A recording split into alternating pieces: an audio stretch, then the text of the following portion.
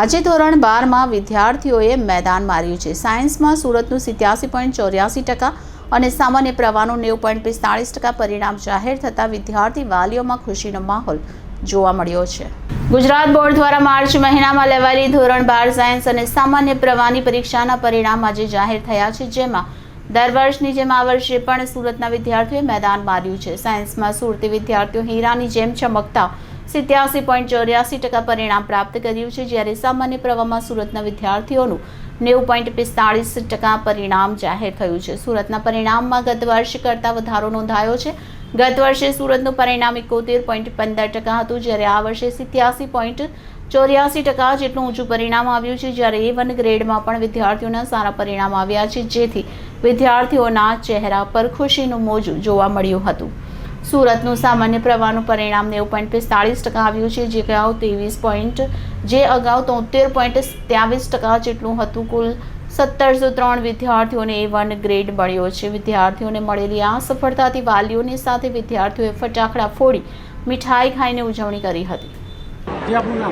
મારું નામ મિયાણી યુગ રમેશભાઈ છે। હું આશાદીપ વિદ્યાલય સ્કૂલમાં અભ્યાસ કરું છું અને મારે ગુજકેટમાં 120માંથી 120 આવ્યા છે। સ્કૂલ તરફથી ફૂલ સપોર્ટ હતો અને સ્કૂલમાં ડેઇલી એક્ઝામ લેવાતી અને હું ખૂબ જ તૈયારી કરતો હતો। હું સોફ્ટવેર એન્જિનિયર બનવા માંગુ છું।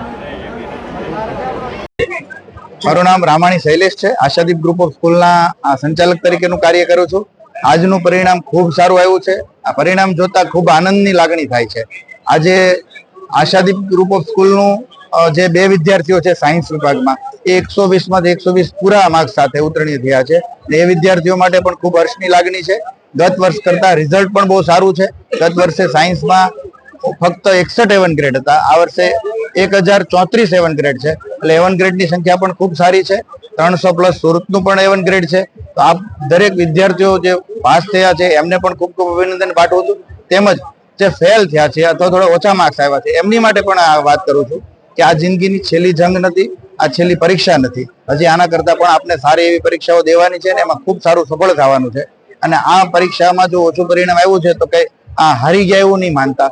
માટે આપના મમ્મી પપ્પા અને આપના શિક્ષકોએ જે મહેનત આપણી પાછળ કરી છે એને ધ્યાનમાં રાખીને ખૂબ આગળ વધો અને ખૂબ આગળ વધીને શુભકામના પાઠવું છું એવી।